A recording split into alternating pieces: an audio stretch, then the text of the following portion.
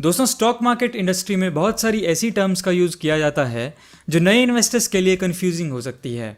तो इस वीडियो में हम बात करेंगे 15 की terms used in stock market जो हमें स्टॉक मार्केट को समझने में हेल्पफुल होंगी। So let's start.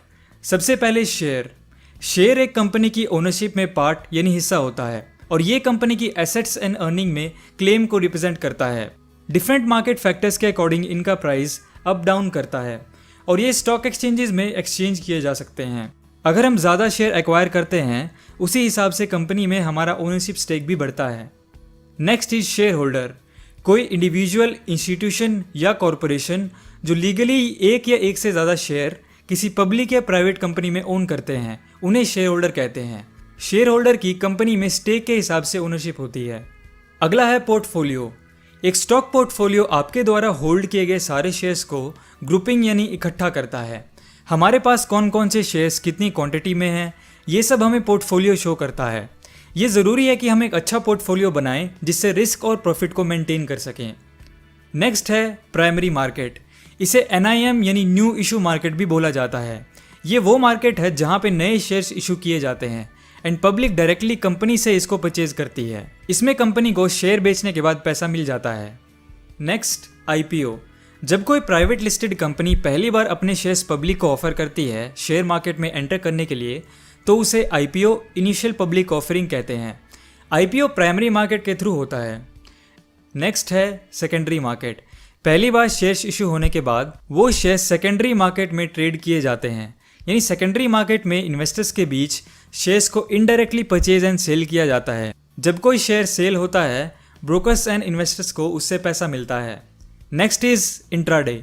जब हम शेयर्स को खरीद कर उसे सेम डे बेच देते हैं उसे हम कहते हैं इंट्राडे। यहाँ पे हम शेयर्स को इन्वेस्टिंग के लिए नहीं खरीदते हैं लेकिन मार्केट की मूवमेंट से प्रॉफिट कमाने के लिए इंट्राडे किया जाता है। अगला है डिलीवरी। जब हम कोई शेयर खरीदते हैं और उसको एक दिन से ज़्यादा होल्ड करते हैं यानी उसको बेचते नहीं हैं तो उसे डिलीवरी कहते हैं। ये मैटर नहीं करता कि हम उसको एक वीक, एक महीना या एक साल बाद बेचें।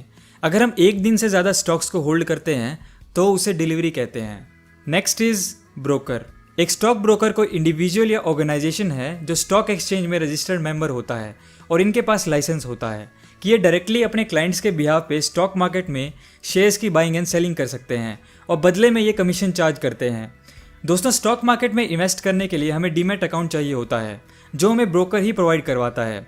अगर आपने अब तक डीमैट अकाउंट नहीं खुलवाया है तो आप डिस्क्रिप्शन में दिए गए लिंक के थ्रू ज़ेरोधा में ऑनलाइन डीमैट अकाउंट ओपन करा सकते हैं जो इंडिया का नंबर 1 डिस्काउंट स्टॉक ब्रोकर है।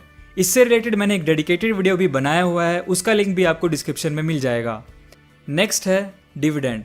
जब भी किसी कंपनी जिसमें हमने इन्वेस्ट किया है उसको प्रॉफिट होता है तो कंपनी उस प्रॉफिट का या तो री इन्वेस्ट कर देती है या वो पैसे वो शेयर होल्डर्स में उनके शेयर प्रपोर्शन के हिसाब से डिस्ट्रीब्यूट कर देती है। तो ये प्रॉफिट में जो हमें शेयरिंग मिलती है इसको हम डिविडेंड कहते हैं।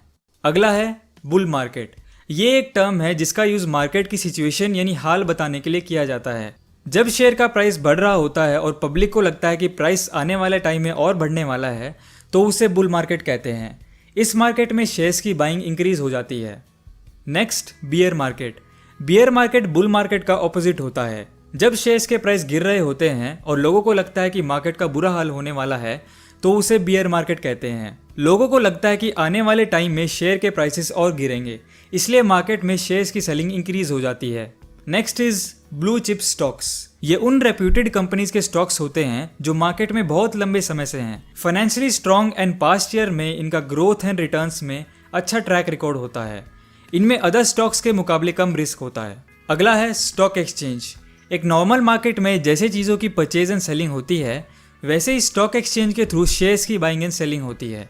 इंडिया में पॉपुलर एंड 2 बड़े स्टॉक एक्सचेंजेस हैं, BSE Bombay stock exchange and NSE national stock exchange. Next is index.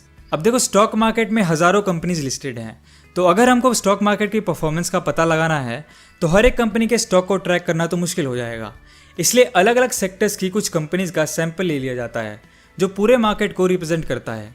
इस स्मॉल सैंपल को इंडेक्स कहते हैं जो सिलेक्टेड स्टॉक्स के प्राइस से निकाला जाता है। इंडेक्स के ऊपर मैंने डिटेल में वीडियो बनाया हुआ है, डिस्क्रिप्शन में आपको लिंक मिल जाएगा। तो ये थे दोस्तों कुछ इंपॉर्टेंट स्टॉक मार्केट टर्म्स। दोस्तों जल्द ही इसके सेकंड पार्ट में हम बाकी इंपॉर्टेंट टर्म्स को समझेंगे।